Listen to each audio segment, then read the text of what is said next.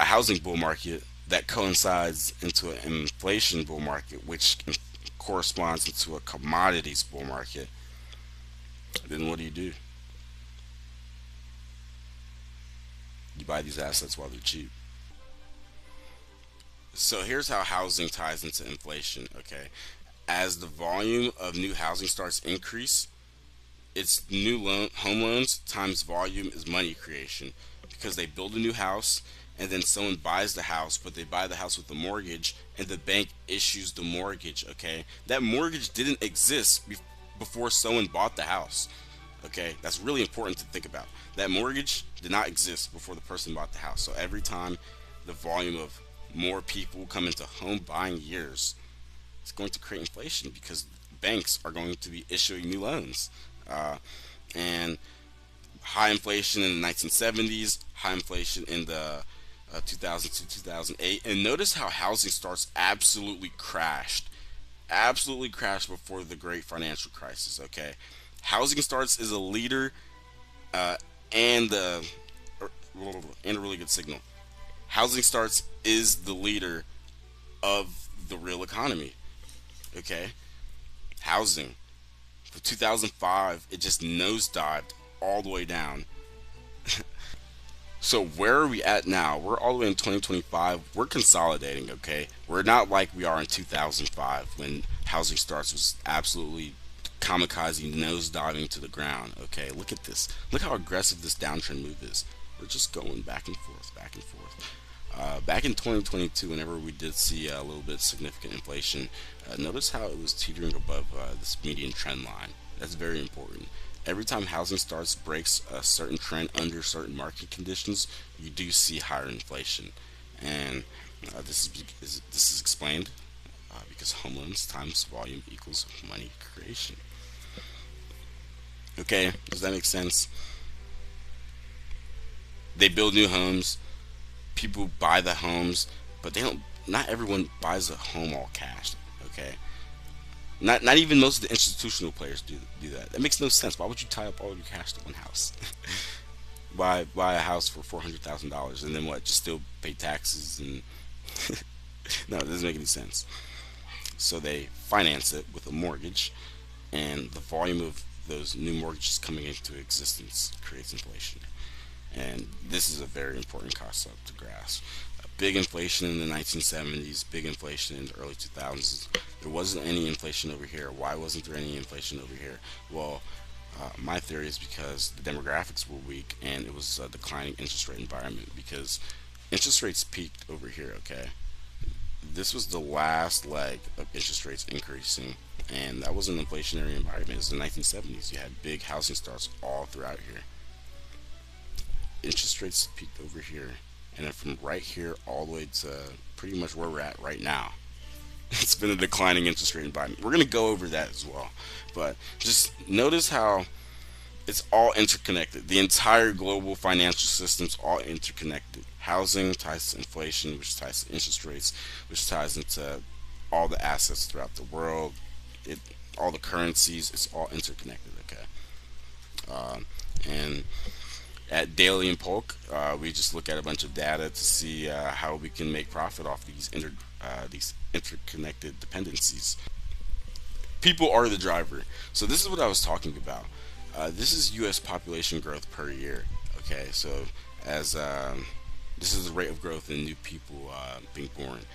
In the 1970s, there was a big increase. There was also a big increase from pretty much the early 1990s. Okay, so people are the driver. From the 1970s, a lot of people were being born that day. Okay, this is U.S. population growth as a percentage. Okay, a greater increase of people were being born at these times. As you can see, this is kind of a declining trend, and then a lot of people get born right here in the 1990s. Okay, so if you do like a little bit of math, think logically. When do people get ready to buy a house? Well, they get ready to buy a house whenever they're ready to have kids. They're getting married.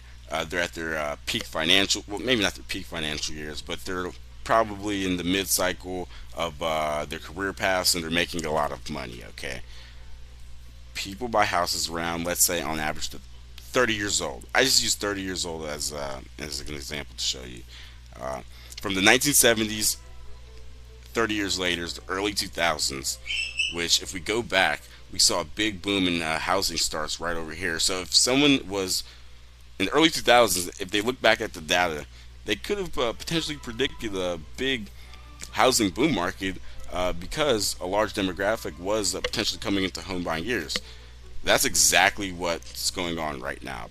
People that were born in the 1990s are in their home buying years right now, and there's a lot of implications for that because demographics are the people that buy the homes.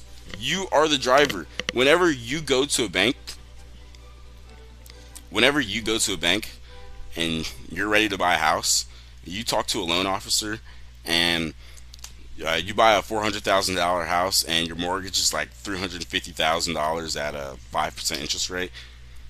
That loan officer, whenever they wrote those contracts and issued the underwriting and blah blah blah, whenever they did all that boring paperwork, they just created money. That's essentially what they did. Whenever you go to a bank and you do that they created money.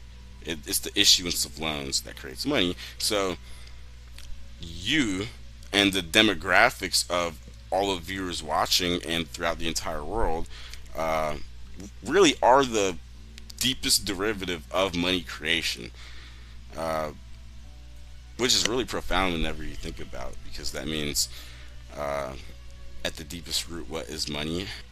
So we looked at the demographics. In the 1970s to the 1990s, there was a big growth in people being born. Uh, let's look at housing inventory, okay? We're in 2025. We're at like no housing inventory, okay? If you're looking to buy a house right now and you're like, why are home prices so high? And well, why can't I buy a house? And every time I look on the market, it's gone like throughout a week. I don't even get time to get my loan officer ready to put in the paperwork. So taking a look at housing inventory, we're just under 1.8 thousand homes essentially on the market per month. Okay, this is terrible. We're at like record lows. I mean, the only time it was lower was during 2022 and like since COVID, pretty much. But there's no homes on the market. Okay, if inflation's getting sticky right now, if we're at like kind of stuck at 3 to 4% inflation with no homes on the market, and we know based on the data that we've looked at that housing creates inflation, then let's say this mean reverts, it just goes to its average around 2.4 thousand homes on the market. That means that we should expect a lot more inflation in the future because we're going to need to build a lot more homes that causes that inflation. Okay, because we're going to be printing more money relative to there are things to purchase, and that's how inflation starts. So yeah, housing inventory is in the breakout of a multi-decade declining trend. There's been a big underinvestment.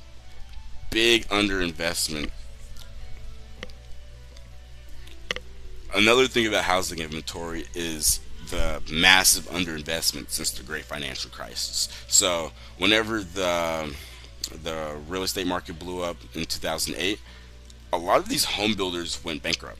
Most of them went bankrupt, and the demographics were terrible for home building. So they all went bankrupt, and there wasn't any demand for housing in the first place. So the real estate companies that did exist weren't that profitable at all. That mass underinvestment cycle, really since, I mean, it's been 15 years. Real estate has been underinvested in real estate building companies for 15 years. Okay, 15 years. We've been in a 15-year decline in investment for real estate companies. Okay, and we're just on the breakout of home inventory. Look at this. If I would have drew a line right here, if I drew a straight line from what is that, 2006 to where we're at right now, you would see that it broke out probably last year, and not last year, but early 2025. Okay, it broke out, it did a retest, and now it looks like we're in an uptrend, a short-term uptrend for real estate inventory. So what does that mean? A short-term uptrend in real estate inventory. We're building more houses. We need to build more houses because we already looked at the data. In 1990, there was a lot of people, the Millennials, that were born, and now they're in their home buying years when there's no inventory on the market. It's not a real estate bubble. Homes prices aren't so high because they're in a real estate bubble. It's because we're in a real estate shortage. Okay, there's no homes available. There's no homes. We're actually there's around 1.7 thousand uh, per month on the market, but so that's the point. Okay, there's no homes available on the market, and it's very important. So I had my quant rents and data. A 1% increase in the M2 money supply is around a 0.43% increase in CPI inflation, and that means that money creation and CPI inflation is positively correlated. Whenever you print more money, inflation goes up. It's quite obvious, but if you look at the money creation that occurs now, it's very saddening because the government spends more than it makes. Okay, so if you look at this chart right here, right now around it's around a 1.8 trillion dollar deficit. Around COVID, golly, guys, we ran a $3 trillion deficit. Okay, imagine you went and spent $3 trillion over your spending limit, and then you robbed everyone else to pay it back just for one more year. That's literally what the government does every single year. Well, I mean, it was only down 3 trillion one time. Blows me, Let's see how many times it happens again. Okay, I would like to bet some money from someone with that.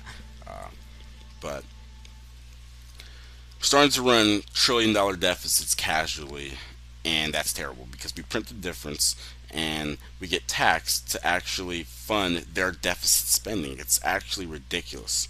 Okay, it's actually ridiculous. They take our money, they take your paycheck, and then they spend it on their stupid projects, and then they spend the rest on the military, and then maybe some on their interest payments on the debt. Okay, so I mean, America, they're maybe I should learn some investing from them. I'll just say that it's a cycle of defeat because look at the aggression as this goes lower. You know, eventually we never ran too many deficits. It didn't really happen, um, but now it's just became too much. So the cost of money. So now we're looking at U.S. government yields. Okay, this is very important. Yields are the cost of money. Okay, because we know inflation is caused by money creation, and we know that money creation is loan issuance and money being lent into existence. Therefore, there's a dollar due on every there's interest due on every dollar in existence. Okay, there's debt for every dollar in existence when you really think about it.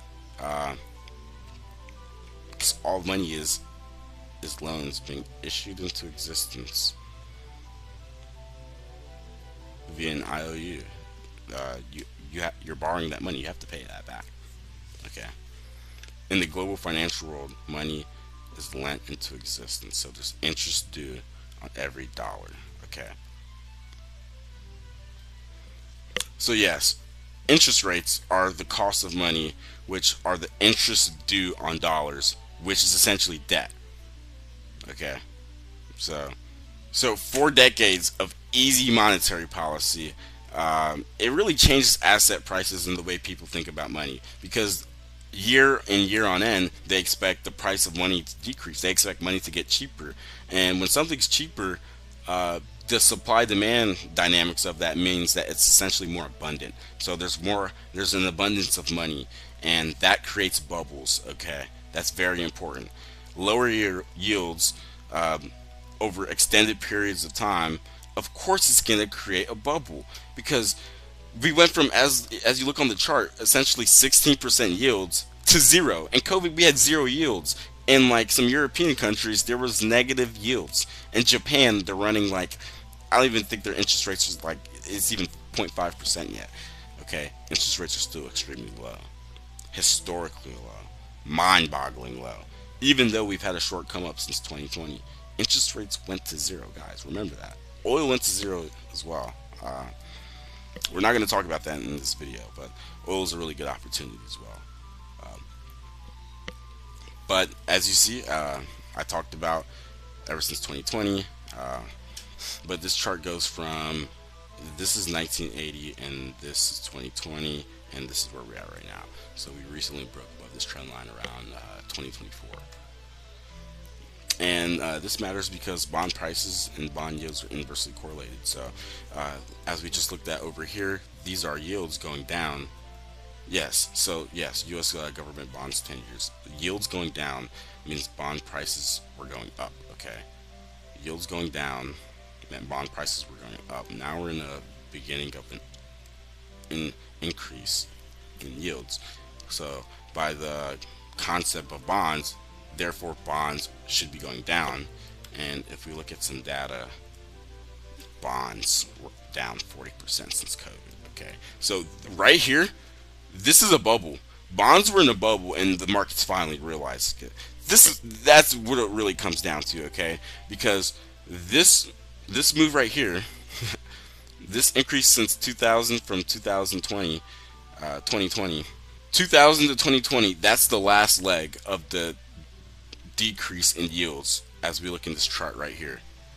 2000 to 2020, that was the end of the bond rally, okay? Bonds capitulated to the upside, which I mean, I don't think that by definition things can't capitulate to the upside. It's a blow off top, okay?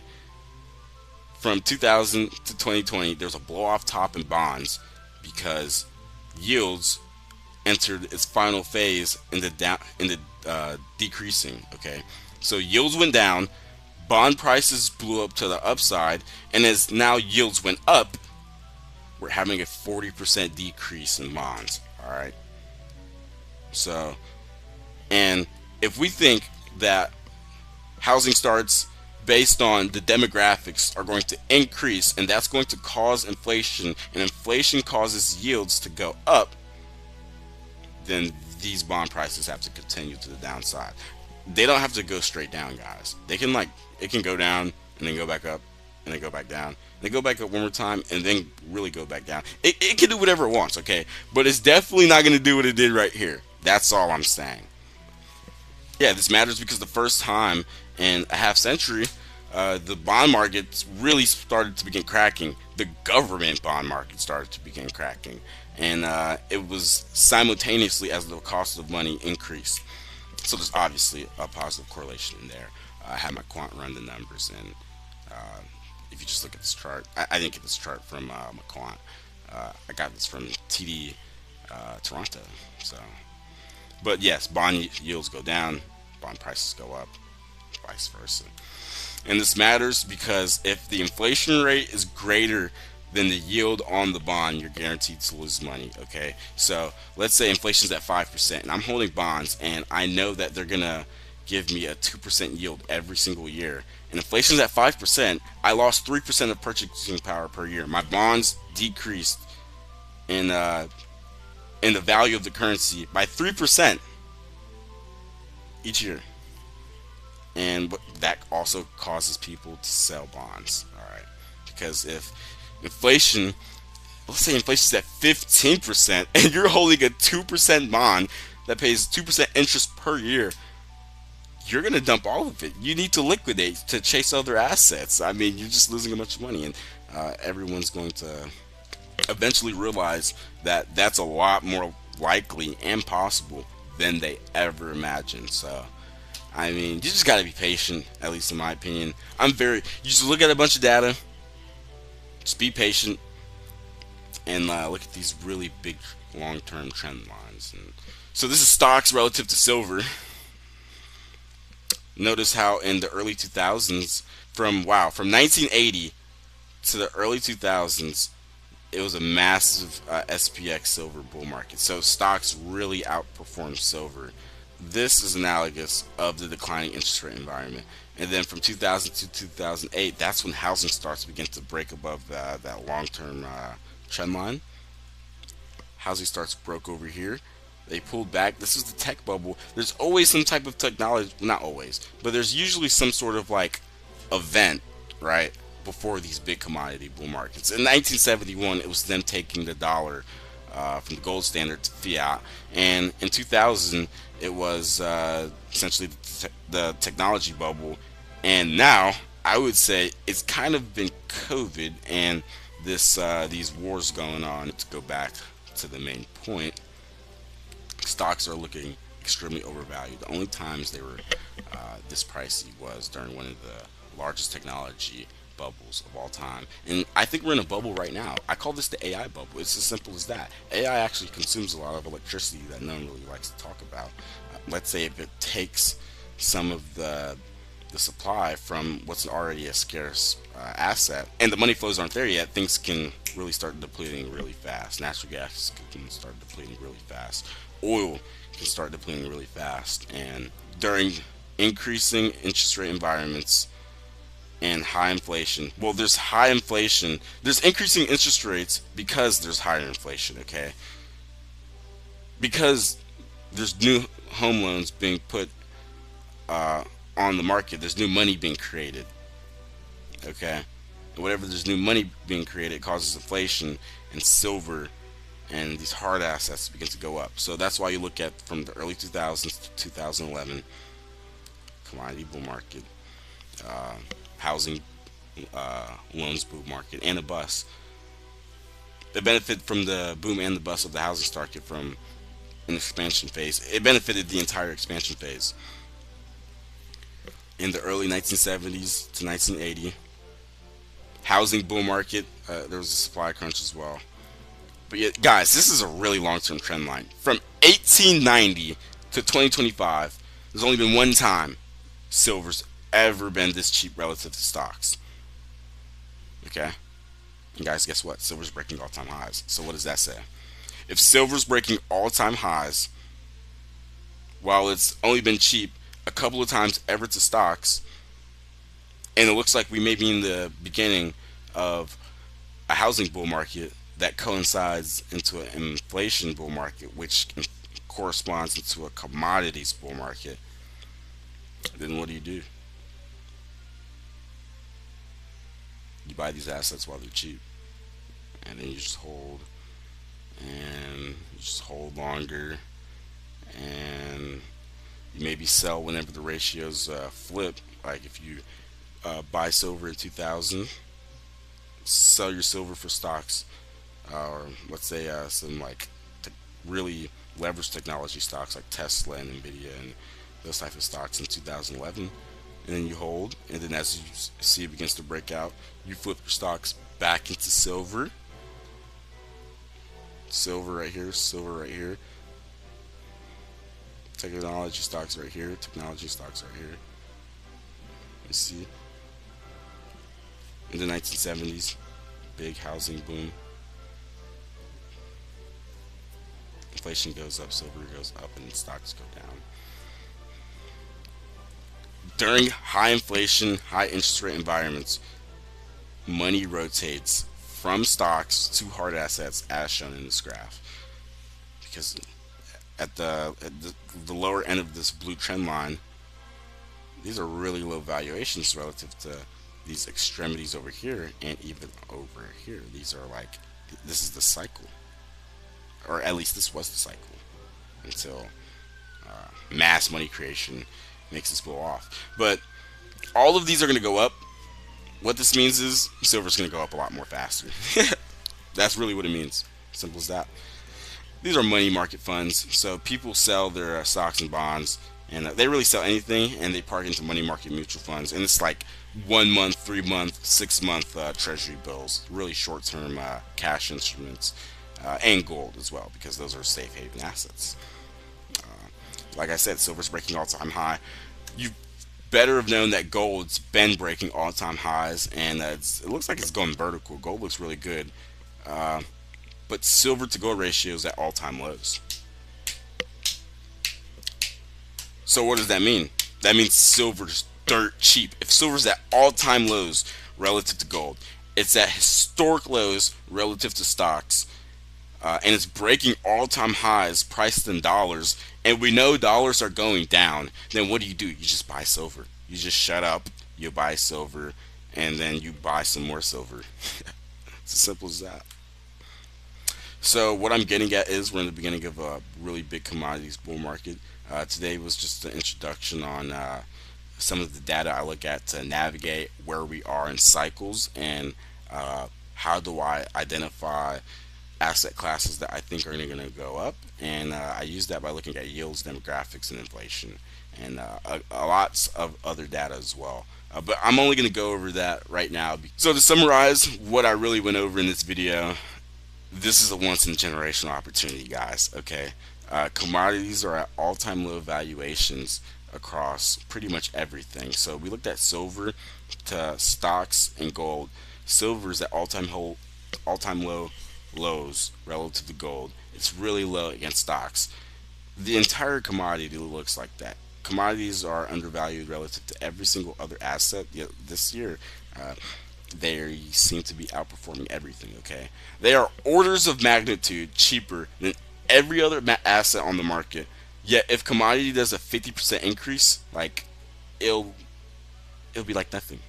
Okay, nothing. It's like trying to pour an ocean in a hot tub. Okay, that's what commodities are. Commodities are the hot tub. The ocean is money flows. And let's say the entire Earth is like all the other assets. Okay, that's what's happening. Commodities are really small. All these other asset classes are super inflated because we've been in a 40-year declining yield environment. Interest rates have been going down for 40 years, and that cheap, easy money policy creates bubbles like crypto and the Great Financial Crisis, and AI valuation bubbles going on right now, and NFTs, and I wonder what else I'm missing. Looking back at this, I'm probably going to figure out like 5 other bubbles that I'm missing. But all this cheap money, it changed investors' psychology and uh, the economics of the market, and now they're reversing. We're in a paradigm shift where inflation's going up and interest rates are going to climb higher. And a big demographic of people are coming into home buying years. Every single time throughout history, this is corresponded in a great commodity bull market. And this time is no different from any other time in the past.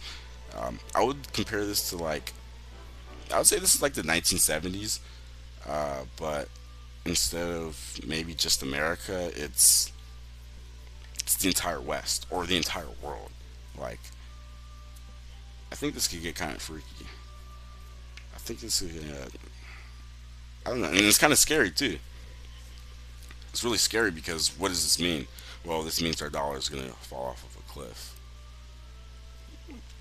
and it means a lot of people are going to get a lot poorer than they ever thought they would ever be. It looks like the middle class can get wiped off the face of the earth in America because they will have no purchasing power. I think that's really dangerous. You could see really violent things happen if middle class America simply can't afford to live because the government just print all their money away. You can, if they've been doing some weird things and like, I don't know. Okay, it's just my brain. I'm just sharing thoughts. Um, but just based on how the world's working, we're kind of divided right now. Making everyone's pockets poorer isn't going to make anything better. Okay, it's just going to piss everyone off even more. It's going to be poking the bear, but the bear's like wide awake. Yeah, this is Javier. Thank you for watching, and yeah, subscribe, like, and I'll see you at another video.